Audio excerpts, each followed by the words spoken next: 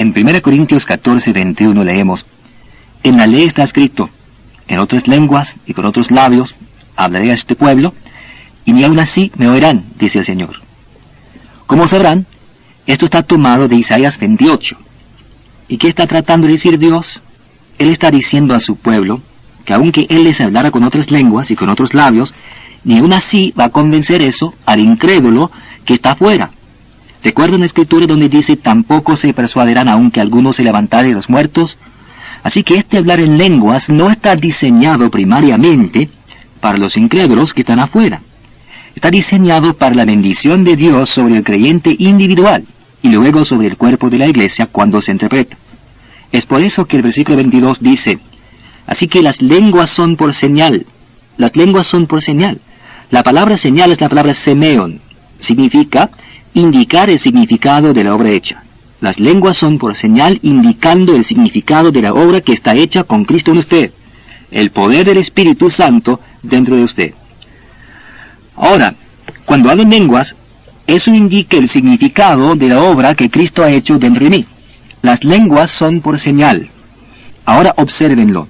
Las lenguas son por señal. Versículo 22. No a los creyentes, sino a los incrédulos. Es una señal al incrédulo, a los que no creen. Fue una gran revelación para nosotros cuando supimos que esa gente que no creía, los incrédulos mencionados aquí en Corintios, no eran los no salvos, ellos eran apistoi.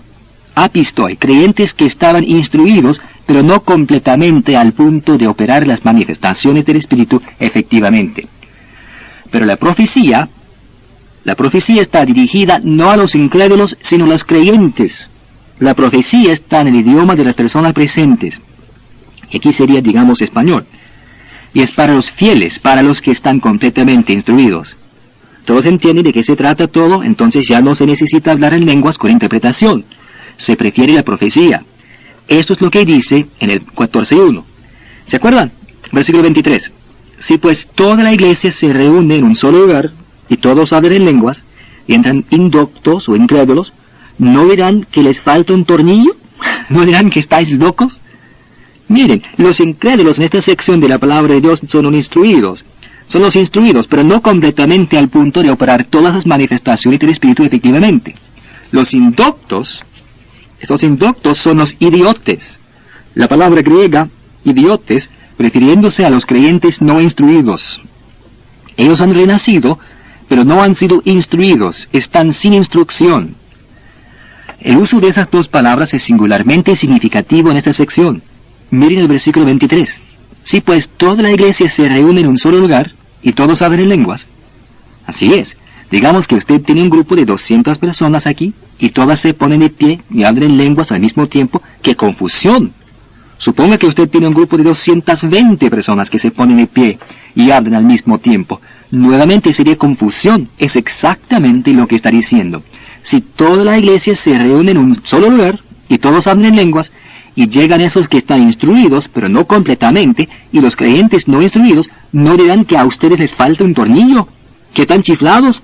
¿No dirán que están locos? Claro que dirán que están locos. ¿Por qué?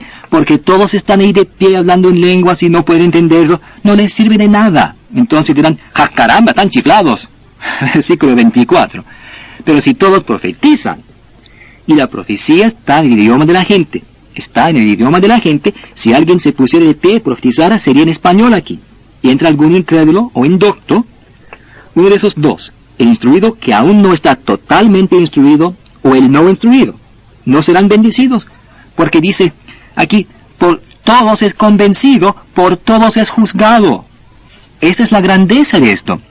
Por todos es convencido y por todos es juzgado, por la profecía en el cuerpo de creyentes. Es convencido. Esta palabra proviene de la palabra elenco, que significa convencido por medio de reprensión realizada en amor. Y la palabra juzgar es anacrino, examinar o inquirir. No juicio para condenación. No es eso en absoluto. Es que si todos profetizan, el cuerpo de creyentes es edificado, y hay mucha creencia entusiasta, y hay quienes no están completamente instruidos, o los que son simplemente bebés en Cristo. Así que se les ayuda a esas personas a convencerse, y se les juzga en cuanto al punto donde están. Se examina o inquiere concerniente a por qué no están creciendo en esto o aquello. Ese es el significado de ello. Versículo 25. Lo oculto de su corazón se hace manifiesto, y así, postrándose sobre el rostro, adorará a Dios, declarando que verdaderamente Dios está entre vosotros. ¿Qué hay, pues, hermanos? Cuando os reunís, cada uno de vosotros tiene salmo, cada uno de vosotros tiene doctrina, cada uno de vosotros tiene lengua, cada uno de vosotros tiene revelación, cada uno tiene interpretación. Y él dice, ¿qué les pasa a ustedes? ¿Qué les pasa a ustedes creyentes dentro de la iglesia? Se juntan todos y cada uno de ustedes quiere tener un salmo, todos quieren hacer una enseñanza, todos quieren ponerse de pie, hablar en lenguas. Uno dice, oh, tengo una revelación. Otro dice, yo tengo una revelación. Hágase todo para edificación. Dentro de la iglesia todo tiene que hacerse de modo que edifique la iglesia. Pero no estaban haciendo esto, y es por esto que todos estaban fuera de orden. Versículo 27. Si habla alguno en lengua extraña, la palabra extraña no está en el texto, táchenla. Si habla alguno en lengua, sea esto por 2, o a lo más 3, y por turno. ¿Saben lo que eso significa? Si se va a hablar en lenguas en una reunión de creyentes, que se hable por 2 o a lo más 3 personas creyentes, y por turno, ese es orden. 1, 2, 3, no los 3 al mismo tiempo, nunca. Eso es exactamente lo que había estado hablando en el versículo 26. Decía que cada uno de ustedes tiene una lengua, tiene una revelación, una doctrina, hágase todo decentemente en orden para la edificación de la iglesia. Así que si un hombre va a hablar en lenguas en una reunión de creyentes, tiene que ser por turno, tiene que ser en orden. Ha de ser por 1 o 2 o 3 por turno en orden 1, 2, 3, versículo 27. Y uno interprete.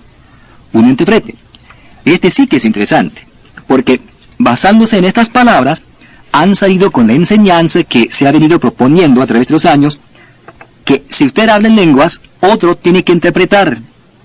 Eso es una imposibilidad, así es, pero si estamos, ustedes y yo, en una reunión, y yo hablo en lenguas e interpreto, la interpretación será en qué idioma, español, eso es, será en español. Ahora, si usted da una palabra de profecía, o yo doy una palabra de profecía, ¿en qué idioma será? En español. Así que esto es lo que ha sucedido. Un hombre ha hablado en lenguas aquí, y otro por allá dio la supuesta interpretación. Aquello de por allá no fue interpretación en absoluto, fue profecía. Pero ya que estaba en el mismo idioma que la interpretación, nunca pudieron separar la profecía de la interpretación. Este versículo dice, si hablan lenguas en la iglesia, sea en orden, 1, 2, 3, y a lo más 3, en una reunión de creyentes, y uno, la palabra uno es la palabra hes, que significa ese mismo aquí. Eso es lo que quiere decir.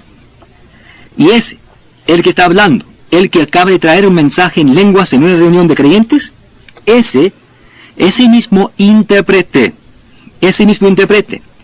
Él acaba de decirnos esto en el capítulo 14, versículo 5. Escuchen otra vez. Quisiera que todos vosotros hablaseis en lenguas. Y la última parte del versículo, a no ser que las interprete. Hablando de dentro de la iglesia, en el versículo 13 del capítulo 14, el que habla en lengua, pida en oración poder interpretarla. Cada vez que alguien habla en lenguas, en una reunión de creyentes, tiene que dar la interpretación. Ningún otro puede dar la interpretación, ninguno. Porque no sería una interpretación si otro la diera. Sería una palabra de profecía de la boca de la otra persona que ellos han entendido mal como interpretación, porque nuestra reunión en particular está en español. Por eso, el versículo 27 es tan magnífico. Escuchen de nuevo. Si habla alguno en lengua, sea esto por 2 o a lo más 3 y por turno, 1, 2, 3. Y cada uno que habla, interprete. Versículo 28. Y si no hay intérprete, caramba, sí que les gusta eso. Ellos desarrollan este argumento de que usted no puede interpretar. Usted puede hablar en lenguas, pero yo soy el predicador, y yo tengo que dar la interpretación, o María Mágica por allá. Ella es la intérprete. Oh, qué estúpido. Gente, escúcheme, ¿qué cosa? ¿Creen ustedes que Dios dejaría su iglesia fuera de servicio tan fácilmente? Digamos que yo soy el hombre que habla en lenguas, y usted es el intérprete. Y sucede que usted salió, el sábado por la noche, y se quedó afuera hasta muy tarde para cenar. Y no llegó a su casa. Usted no llegó a su casa y el domingo por la mañana usted se durmió tarde. Yo estoy en la iglesia y tengo un mensaje. Hablo en lenguas, pero mi intérprete está en casa, en cama. Uf, eso deja a Dios fuera de servicio. ¡Qué tonto! que el hombre que habla en lenguas interprete, ¿cierto? Versículo 28. Y si no hay intérprete, eso es lo que dice Reina Valera. Pero esta palabra hay es la tercera persona singular. Está en el tiempo presente del modo subjuntivo y cuando se usa con sí, forma una cláusula condicional que se traduciría, pero si le falta la voluntad de interpretar. Si le falta la voluntad de interpretar. Esta frase, y si no hay intérprete, no significa eso. Significa, pero si le falta la voluntad de interpretar. Le falta la voluntad. Él podría interpretar. Pero si le falta la voluntad de interpretar, calle. El que acaba de hablar en lenguas, calle en la iglesia y hable para sí mismo y para Dios. Porque hablar en lenguas sin interpretación es siempre oración, alabanza a Dios. Oración o alabanza a Dios. Y esto se puede hacer en la iglesia en silencio. ¿Cómo ora? Ahora mismo, yo me puedo sentar aquí y puedo hablar en español en silencio, sin mover los labios, hablar para mí. Así que usted puede sentarse dentro de la iglesia. Y si le falta la voluntad para interpretar, entonces lo que usted puede hacer es simplemente sentarse ahí en la iglesia y silenciosamente hablar a sí mismo y a Dios hablando en lenguas. Así es. Así que esto es algo magnífico. Porque mientras usted esté en la iglesia, si a usted le falta la voluntad de interpretar, al menos se puede sentar ahí y silenciosamente hablar en lenguas para sí mismo y para Dios. Versículo 29. Asimismo los profetas. Ahora hemos cambiado de manifestaciones a ministerios. Asimismo los profetas. El profeta es uno de los ministerios. ¿Recuerdan? Hay apóstoles, profetas, evangelistas, pastores y maestros. Asimismo los profetas hablen 2 o 3 y los demás, los otros profetas, juzguen. En otras palabras, si hay profetas en una reunión de creyentes, han de operar de la siguiente manera. Versículo 30. Y si algo le fuere revelado a otro, uno de los profetas que estuviere sentado, calle el primero, el profeta que estaba hablando, en otras palabras, cierre la boca. ¿Por qué? Porque podéis, los profetas, profetizar todos. Todos los profetas pueden dar una palabra de profecía, pero uno por uno, para que todos aprendan y todos sean exhortados. Y los espíritus de los profetas están sujetos a los profetas. ¡Caramba! ¡Qué verdad tan magnífica! Y esta verdad rige en todo. Los espíritus de los profetas están sujetos a los profetas. Los profetas tienen control absoluto sobre el espíritu dentro de ellos. Usted tiene control absoluto. Usted lo hace. Usted lo hace. Los espíritus de los profetas están sujetos a los profetas. En otras palabras, yo podría pararme sobre un sofá, podría pararme encima de una silla, podría saltar y brincar encima de ella, pero si hiciera eso, ¿quién lo está haciendo? Yo lo estoy haciendo. Soy yo, no el espíritu. Yo tengo control del espíritu. Esa es la diferencia entre lo genuino y lo falsificado. En lo genuino, usted siempre tiene control absoluto del espíritu. Siempre. Pero en lo falsificado, él le controla a usted. Pero en la supuesta iglesia cristiana, muchas veces hemos visto a gente hacer cosas tontas y le echan la culpa al espíritu. Alguien dijo, bueno, el espíritu me hizo hacer esto. El espíritu no hizo nada de eso. Ellos mismos lo hicieron. Si el espíritu le hubiera hecho hacerlo, tendría que ser posesión. Tendrían que ser espíritus diabólicos. ¿No es ese un versículo fantástico? Y los espíritus de los profetas están sujetos a los profetas. Usted tiene siempre control absoluto, siempre. ¿Y qué verdad tan maravillosa es esa? Versículo 33. Pues Dios es Dios de confusión. No. Pues Dios no es. Dios no es. Dios no es Dios de confusión, sino de paz, como en todas las iglesias de los santos. Así que donde quiera que haya confusión, no puede ser del Dios correcto. Si todos hablan lenguas al mismo tiempo, tiene que ser una influencia de Satanás. Dios simplemente no puede. Dios simplemente no puede ser Dios de confusión, sino de paz en todas las iglesias de los santos. Ahora llegamos al versículo 34. Y ustedes mujeres van a disfrutar de esto, porque estos son los versículos que se han tomado para tratar de probar algo que no dicen. Vuestras mujeres callen en las congregaciones. Ellos dicen que ninguna mujer tiene derecho a predicar y todo este tipo de cosas. Usan este versículo entre nosotros. Vuestras mujeres callen en las congregaciones porque no les es permitido hablar, sino que estén sujetas, como también la ley lo dice. Y si quieren aprender algo, pregunten en casa a sus maridos, porque es indecoroso porque es indecoroso que una mujer hable en la congregación. ¿No es lindo eso? Maravilloso, ¿no? Oh, gente, ¿cómo podría una mujer que no tiene marido preguntar a su marido en casa? Bueno, eso es imposible. Pero ellos no pensaron eso, ¿verdad? ¿Sabe usted de lo que está hablando? ¿Cuál es el contexto? Mire el contexto. Estamos hablando de los profetas. Ahora aquí estamos hablando del versículo 34 de las esposas de los profetas. Vuestras mujeres, las esposas de los profetas, vuestras mujeres, las mujeres de los profetas, caen en las congregaciones, porque no les es permitido hablar, sino que estén sujetas a sus maridos, como también la ley lo dice. Y si quieren aprender algo, pregunten en casa a sus maridos.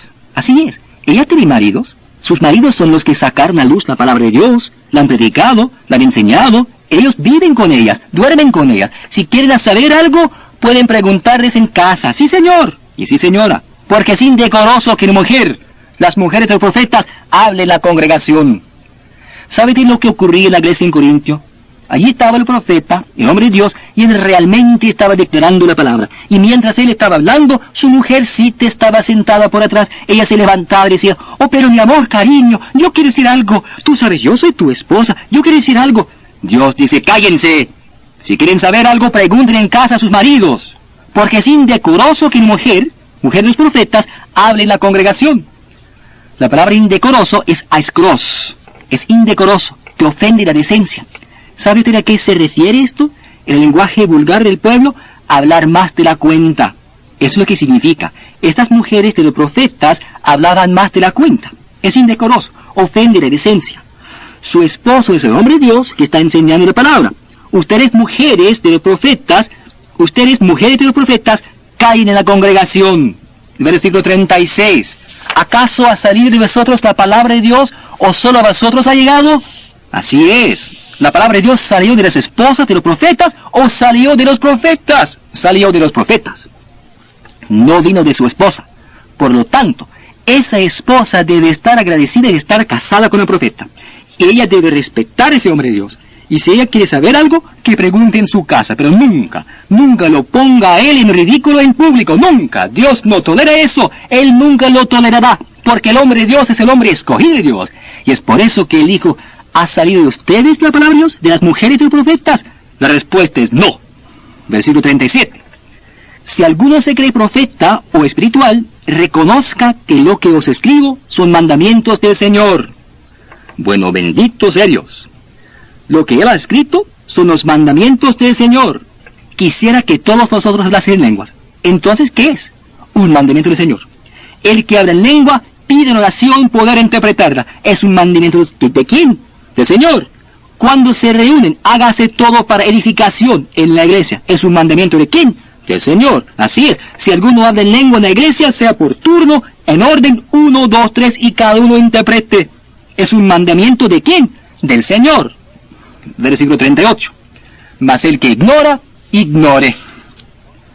¿Sabe usted lo que dice eso? Si alguien es tonto, que sea tonto. Después de todo esto de la palabra de Dios, si todavía no quieren creerla, si quieren permanecer tontos, si quieren discutir, dice, allá ellos, que discutan y que sigan siendo tontos. Pero quiero recordarles que dice que este es un mandamiento del Señor, versículo 39. Así que, hermanos, procurad profetizar y no impidáis el hablar lenguas. Versículo 40, pero hágase todo decentemente y con orden. Por tercera vez en este capítulo, hágase todo decentemente y con orden. Esa es la esencia. Dios no es Dios de confusión. Hágase todo para edificación. ¿Por qué? Porque en la iglesia corintia ocurría lo opuesto. Todos querían hablar al mismo tiempo, todos querían parlotear de eso, de esto, otro. Así es. Pero dentro de la iglesia todo debe hacerse decentemente con orden. No puede haber confusión. La Biblia dice, donde hay perturbación, hay toda obra perversa. Así que dentro de la